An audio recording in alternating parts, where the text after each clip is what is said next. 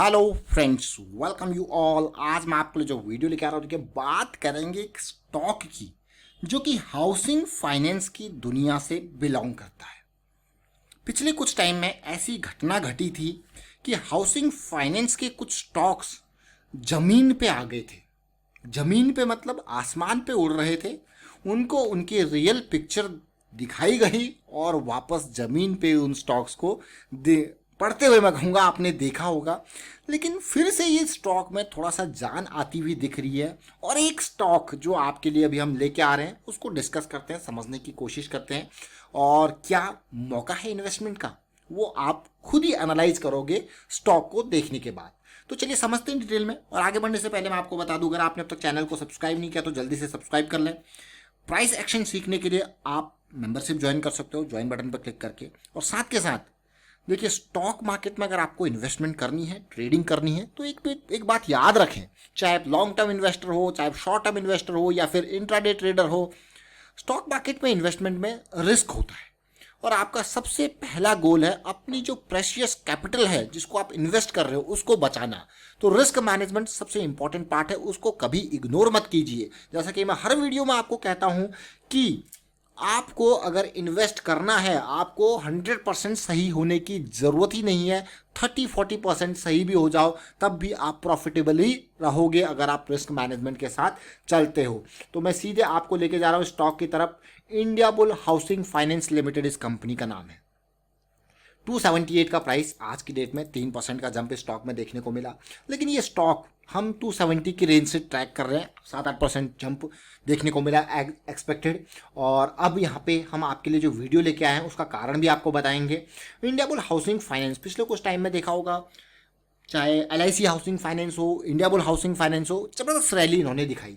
और एक और इम्पॉर्टेंट बात देखिए, जब हम आपके लिए वीडियो क्रिएट करते हैं हम तो लिमिटेड वीडियो क्रिएट कर सकते हैं, लेकिन एक स्टॉक आपके लिए एक सेक्टर का हम उठा के लेके आते हैं तो आप उस सेक्टर के और भी स्टॉक्स को जरूर एनालाइज किया कीजिए। क्योंकि कई बार क्या होता है कि ज़्यादा बेटर प्राइस एक्शन आपको दूसरे स्टॉक्स में देखने को मिलता है और उस सेक्टर का हमने आपको एक वीडियो क्रिएट किया और वो दूसरे स्टॉक्स जो है ज़बरदस्त तरीके से भागे, वो स्टॉक अभी स्लो मूवमेंट में था।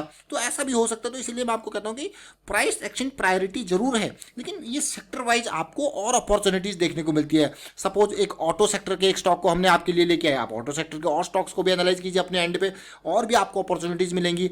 या फिर हम आपके लिए बैंकिंग सेक्टर के स्टॉक्स लेके आए लेकिन उनमें और स्टॉक्स आपको मूवमेंट दे सकते हैं। तो एनालाइज कीजिए, प्रैक्टिस कीजिए, उससे आपकी जो मैं कहूँगा प्रैक्टिस जब करोगे तो आपको चार्ट रीडिंग, चार्ट को समझने की जो कैपेबिलिटी है आपकी वो आपके अंदर बिल्ट होगी, जो कि बहुत इंपॉर्टेंट है। अब इंडिया बुल हाउसिंग फाइनेंस देखिए, 12,000 करोड़ का मार्केट कैपिटलाइजेशन, एक टाइम पे ये शेयर काफ़ी जबरदस्त प्राइसिंग पर अवेलेबल था। लेकिन क्या करें, फिर जो हाउसिंग फाइनेंस सेक्टर में हुआ था IL&FS के बाद, उसके बाद किस तरीके से चीज़ें नीचे गिरी वो आपको पता ही है पिछले 2-3 सालों में।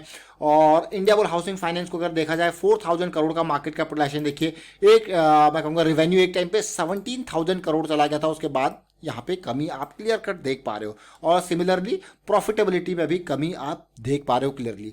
लेकिन अब स्टॉक के हम चलेंगे और डिटेल में। इस स्टॉक में आगे बढ़ने से पहले मैं आपको कुछ बड़े निवेशकों की होल्डिंग दिखाना चाहता हूँ। पिछले 2 क्वार्टर्स में मुझे थोड़ा सा यहाँ पे म्यूचुअल फंड का निवेश बढ़ता हुआ दिख रहा है। ये देखिए पिछले 2 क्वार्टर्स में, यानी कि दिसंबर क्वार्टर और मार्च क्वार्टर में अगर मैं बात करूँ यहाँ पे फॉरेन पोर्टफोलियो निवेशकों की डिटेल, तो ये भी मुझे बढ़ती हुई दिखी। और अभी मुझे लगता है कि जून क्वार्टर में ये नंबर और अच्छे आपको देखने को मिलेंगे, जो अभी मैं कहूँगा अप्रैल मई जून के महीने, क्योंकि यहाँ पे भी एक बड़ी रैली दिखी है। ऐसा लगा कि स्मार्ट मनी और ज़बरदस्त तरीके से पंप यहाँ पे हुई है। तो अब मैं आपको टेक्निकल पार्ट पे लेके चलूंगा इंडिया बुल हाउसिंग फाइनेंस का, उससे आप बहुत कुछ यहाँ पे सीखने वाले हो। देखिए ये है इसका मंथली चार्ट। मैं मंथली चार्ट से आपको स्टार्टिंग हमेशा करवाता हूँ ताकि आप चीज़ें समझो एंड टू एंड पर्सपेक्टिव से। ये स्टॉक देखिए इंडिया बुल हाउसिंग फाइनेंस, कितनी ज़बरदस्त तरीके से ये मूवमेंट था।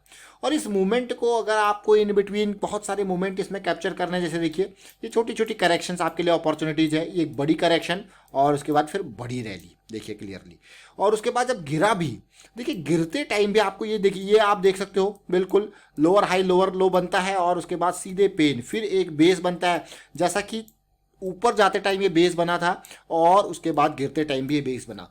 एक बात याद रखें, कभी भी जब स्टॉक चढ़ता है ना, तो धीरे धीरे सीढ़ी चढ़ के चढ़ता है। आप देख रहे हो ना यहाँ पे, बिल्कुल धीरे धीरे सीढ़ियाँ चढ़ के चढ़ता है। लेकिन जब ये गिरता है ना तो एकदम फ्री फॉल होता है, जैसे लिफ्ट से उतर रहा हो नीचे, सीढ़ी नहीं लिफ्ट से उतर रहा हो नीचे, अक्सर ये होता है। और इसी चीज़ के हिसाब से हम आपको कहते हैं कि रिस्क मैनेज करना ज़रूरी है। अदरवाइज ऐसी सिचुएशन में जो आपकी कई सालों की कमाई थी वो कुछ ही महीनों के अंदर, कई सालों की जो मेहनत जो आपने इन्वेस्टमेंट थी वो कुछ ही महीनों के अंदर जीरो हो सकती है। इसीलिए ये चीज़ समझना ज़रूरी है। गिरा 1400-1500 के लेवल से कहाँ पे आया? आसमान से गिरे, बिल्कुल वहीं पे अटके जहाँ पे इनका बेस था 100-200 की रेंज में। और उसके बाद ये स्टॉक फिर से मूवमेंट आपको दिखा रहा है, मतलब इस लेवल तक गिर गया, इतने नीचे गिर गया, उसके बाद और कुछ बचा ही नहीं और फिर ये आपको मूवमेंट दिखाता हुआ दिख रहा है। और अच्छा खासा वॉल्यूम मुझे जून के महीने में भी देखने को मिला और ऐसा लगा है कि जो फॉरेन पोर्टफोलियो निवेशक या फिर म्यूचुअल फंड निवेशक वो यहाँ पे धीरे धीरे माल जो है वो खरीद रहे हैं। और चलते हैं वीकली चार्ट पे। वीकली चार्ट पे ध्यान रखें, ये वीकली चार्ट आप देख पा रहे हो। चलते हैं आरएसआई के कॉन्सेप्ट की तरफ। आरएसआई बहुत इंपॉर्टेंट, एंड्रू कार्डवेल जी का बहुत बहुत धन्यवाद करेंगे हम, आरएसआई जिन्होंने हमें रेंज शिफ्टिंग की ये नॉलेज दी है। और ये देखिए अब आप कितना इंपॉर्टेंट, ये देख रहे हो अब आप 1 2 3 4 4 बार पीक बन रहा है।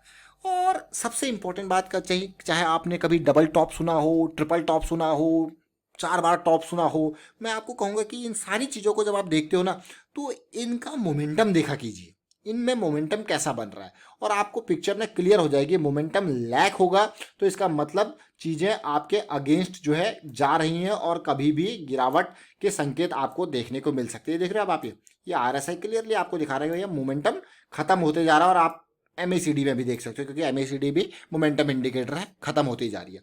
और ऐसी सिचुएशन में एक बार एमएसीडी, अब वीकली चार्ट को देखिए, सेंट्रल लाइन से नीचे चला गया तो मतलब ये पेन, इसको अगर मैं स्ट्रेट ड्रॉ करूं यहाँ पे तो ये देख सकते हो आप, एमएसीडी सेंट्रल लाइन से नीचे जाना मतलब पेन और खतरनाक आपका, और मतलब अब निकलने की बारी है। और आप क्लियर कट देख सकते हो ये लो टूटा और पेन आपके सामने ही आया। तो ये जो इंडिकेटर्स हैं, ऑल्दो प्राइस आपको सब कुछ बता देता है लेकिन ये इंडिकेटर्स और आपकी हेल्प यहाँ पे कर देते हैं।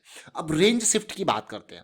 आरएसआई रेंज शिफ्ट का अगर आपने अब तक वीडियो नहीं देखा तो मैं ये कहूँगा जो हमारे मेंबरशिप की वीडियोज़ हैं वहाँ पे क्लियरली आरएसआई रेंज शिफ्ट के बारे में हमने बताया है कि किस तरीके से 40-60 जो है वो इम्पॉर्टेंट एक सेंट्रल रेंज है, उसके ऊपर 60 से ऊपर सुपर मोमेंटम जोन है, 40 से नीचे बिल्कुल बियरिश जोन है। और एक बार हमारा रेंज शिफ्ट हो जाए बुलिश रेंज में, एसिड एरिया में चला जाए तो फिर 40 से 80 तक का पूरा रेंज आपका बुलिश रेंज हो जाता है। ये क्लियरली आपको बताया गया है। और आप देखिए ये रेंज शिफ्ट हुआ यहाँ पे, ये बियरिश रेंज के अंदर घुसा और उसके बाद कभी ऐसा हुआ ही नहीं, ये बुलिश रेंज में गया। यानी कि ये सारी अपॉर्चुनिटी यहाँ से लेके यहाँ तक आप देख रहे हो सारी शॉर्ट की अपॉर्चुनिटी। लेकिन पहली बार मैं ये देख रहा हूँ कि ये वापस बुलिश रेंज के अंदर जाता हुआ देखने को मिल रहा है। ये देखिए, ऑल्दो यहाँ पे प्रवेश जरूर किया लेकिन रिजेक्शन मिला, लेकिन फर्स्ट टाइम यहाँ पे प्रवेश करके 60 के आसपास का सपोर्ट ले रहा है। That is magnificent. और ये अगर आप इंपॉर्टेंट पार्ट देखो तो जहाँ पे जैसे पहली बार जब गिरावट आई थी तो सेंट्रल लाइन से फिर नीचे गिरा था और उसी तरीके से अब सेंट्रल लाइन से ऊपर जाने की कोशिश कर रहा है, यानी कि एमएसीडी भी पॉजिटिविटी आपको दिखा रहा है। अब हम इसको थोड़ा सा जूम करते हैं और ड्रॉ करते हैं बॉक्स को। अब आप कहोगे what is this box? Box हमारे लिए पूरा का पूरा एक रेंज होता है और उस रेंज को समझने की कोशिश करेंगे। यहाँ पे देखिए ये बॉक्स मैंने ड्रॉ किया यहाँ पे, और ये बॉक्स आप देखिए क्लियर कट, ये बॉक्स देख रहे हो। थोड़ा सा अगर मैं और क्लियर इस बॉक्स को बनाऊं तो इस पॉइंट से देखिए, बिल्कुल इस पॉइंट है, कोई भी पॉइंट बाहर नहीं है, ये बॉक्स हमारा बन गया। ये बॉक्स एक मान के चलिए एक एकोमोलेशन रेंज, एक टाइट जोन आप देख रहे हो। और इस बॉक्स के ब्रेकआउट को आप देखिए, नोटिस कीजिए, बॉक्स के ब्रेकआउट को नोटिस कीजिए। क्या वॉल्यूम बड़ा है ये वीकली पे? जी हाँ, वॉल्यूम अच्छा है, इंप्रेसिव वॉल्यूम है।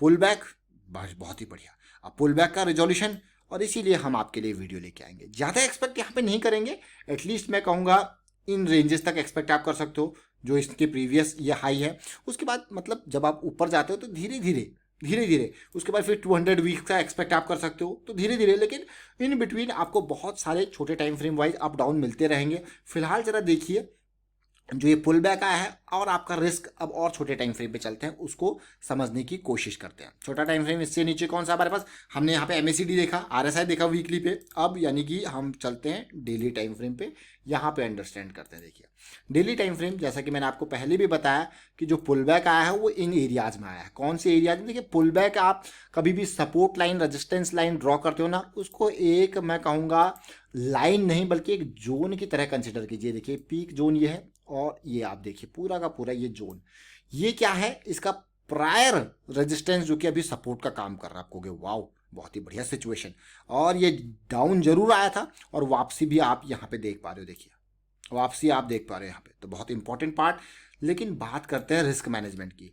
बुलिश क्रॉस सब कुछ 200 से ऊपर हो रहा है और आपका जो रिस्क मैनेजमेंट बनता है वो इस एरिया में, देखिए ये एरिया आपका जोन जो है वो आपका स्टॉप लॉस का जोन। आपको हो गया अरे वाह ये तो बहुत ही बढ़िया बात है, और ये बॉक्स फिर से पार हो रहा है, अपॉर्चुनिटीज आपको बॉक्स क्लियर हो जाएगा, फिर पुल बैक भी आपके लिए अपॉर्चुनिटी हो सकती है। तो इसको ध्यान दीजिए, ये बहुत ही इंपॉर्टेंट आगे आने वाले टाइम पे रडार में आने वाला स्टॉक है। और ये वॉल्यूम इम्प्रेसिव, ये वॉल्यूम जो आज का वॉल्यूम है, कुछ दिन पहले का वॉल्यूम, इतने पूरे दिन की खामोशी के बाद ये इन खामोशी की जोन में ये बढ़िया वॉल्यूम आपको देखने को मिल रहा है, जो कि एक स्मार्ट मनी का मूवमेंट आपको दिखा रहे हैं। आपको यार ये तो बहुत ही अच्छी सिचुएशन है। तो लेकिन एक बात याद रखें, होता क्या है कि जैसा कि जब हम किसी स्टॉक को आपके लिए लेके आते हैं या आप खुद किसी स्टॉक को एनालाइज करते हो, आप अपने गोल को समझिए। आप इन्वेस्ट तो उसमें मंथली के टाइम फ्रेम को देख के करते हो, लेकिन आपकी एक्सपेक्टेशन क्या होती है, वो अगले दिन या अगले हफ्ते भाग जाए। देखिए मंथली का टाइम फ्रेम बहुत बड़ा टाइम फ्रेम है, एक कैंडल बनने में 1 महीना लगता है, उसमें 20 ट्रेडिंग सेशन, 20-22 ट्रेडिंग सेशंस उसमें लगते हैं एक कैंडल बनने में। तो खुद सोचिए आप कि आपकी एक्सपेक्टेशन होती है मंथली के बेस पे इन्वेस्ट करके और सोचते हो कल ही भाग जाए। लेकिन अगर आपकी एक्सपेक्टेशन कल ही भाग जाए वाली है तो मैं आपको कहूँगा आप छोटे टाइम फ्रेम पे जाके पिक्चर की क्लियर कीजिए, आवरली 15 मिनट 5 मिनट इन पे जाइए। अगर आपको कल ही भागने वाली चीज़ें चाहिए, आप बीटीएसटी नहीं, आप मंथली वीकली के हिसाब से चल रहे हो, तो आपको पेशेंस भी उसी के हिसाब से होना चाहिए। बहुत सारी क्वेरीज मेरे पास आई थी, इसीलिए मैं आपको बताता हूँ। कहते हैं भाई अभी ये नहीं भागा, अभी ये नहीं भागा, तो गोल आपका क्लियर होना चाहिए, आप कौन से टाइम फ्रेम को प्ले कर रहे हो। फिलहाल वाइंड अप करता हूँ वीडियो को, उम्मीद करता हूँ वीडियो आपको अच्छा लगा होगा। अच्छा लगा तो शेयर जरूर कीजिए, लाइक कीजिए, प्राइस सेक्शन सीखने के लिए आप मेंबरशिप ज्वाइन कीजिए। And thank you for watching the video.